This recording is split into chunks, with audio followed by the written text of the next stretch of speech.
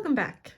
This is our second stitching video for our Be Kind rainbow hoop, and it is second because its stitch builds upon our first stitch, backstitch. We're going to be making a whipped backstitch. Now, like the name implies, there's going to be backstitch involved in this stitch. So we're going to start along the bottom edge again, and we're going to make a row of backstitch. Now here's our refresher in case you've forgotten. We start with a single straight stitch, and I'm going to make these a little bit bigger than I made my back stitches on the previous stripe. And then I'm going to come up on my line the same stitch length as my first stitch, and then you go back into the hole right here at the end of that previous stitch. We want our stitches to touch, but we don't want to split the threads of the previous stitch. So again, that's come up one stitch length away on our line, and then go down right at the previous stitch.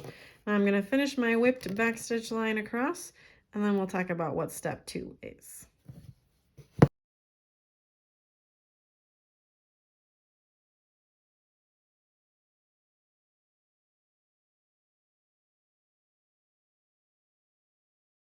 Here's my completed line of backstitch.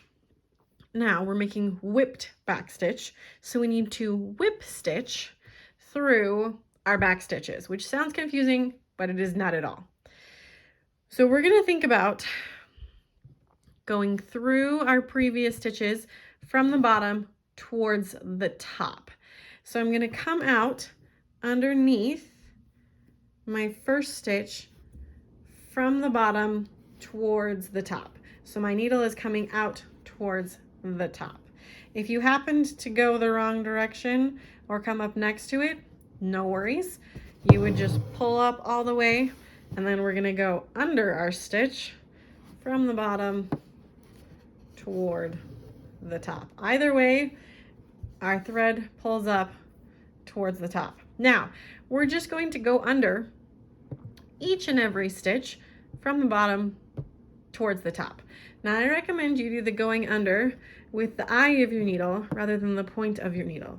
And this is because the eye of your needle is dull, and so it's not going to catch on these stitches. I mean, you probably could if you tried, but it's not going to easily catch on any of these stitches, whereas the point of your needle will.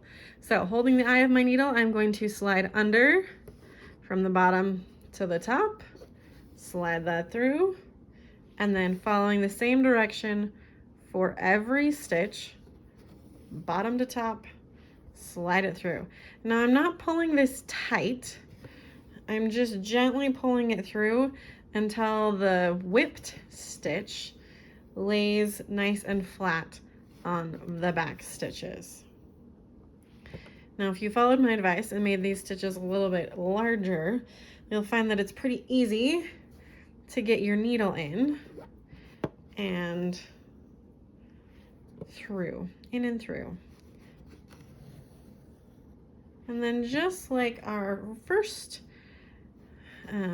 row of backstitch, we're going to make another row of whipped backstitch. It gets a little more complicated on our second time through, just because we have an existing line of stitches close to what we're doing. But you've already had a line of practice, so you're going to do super awesome. So I pull through that last one, and then we're just going to go down. Gotta get my thread going the right way. Right here, kind of in at that first hole, okay? I don't want to go down right next to it because that would make this line wider. I'm trying to get in to it, under it. So then I'm going to repeat by making a line of backstitch, and then we'll talk about the whip stitch back across.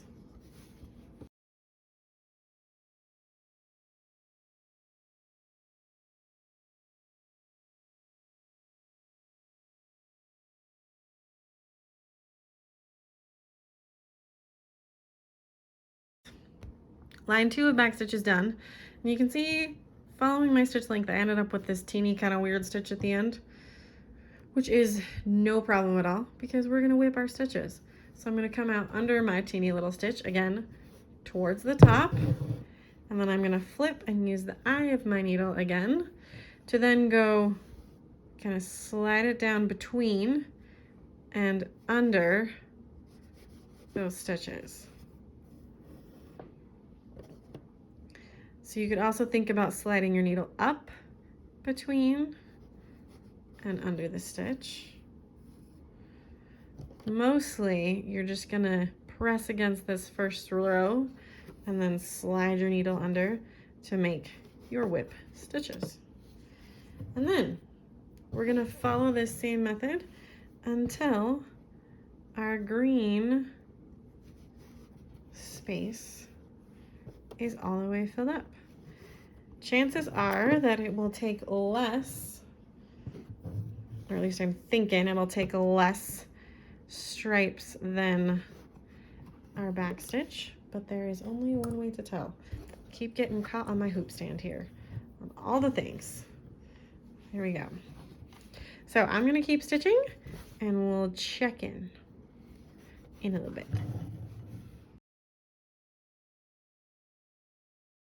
The angle here for round 3, you can see it's a steeper angle at the start here. So I'm gonna need to test a little bit where my first stitch should be.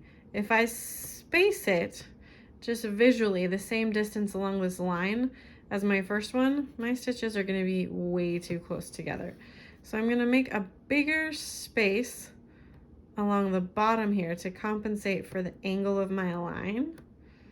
And then I'm gonna test and see how it hits right about here, where that first stitch is gonna be. And this isn't moving anything, but is still sitting right next to my stitches. So that's gonna be a better location for my next row of stitches, as opposed to smooshing all of my stitches together.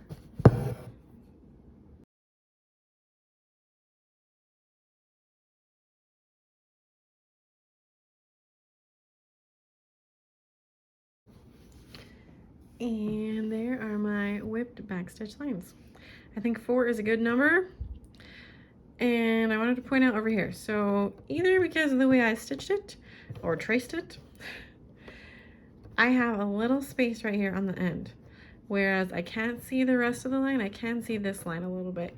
So what I'm going to do is, having looked at it, I do think I stitched a little bit close to this side, but I also think that this line is a little bit skinnier than it needs to be, that I traced on the inside of the line rather than on the line. So I'm gonna make this line a little bit wider here when I make these stitches to kind of compensate for my jot over here.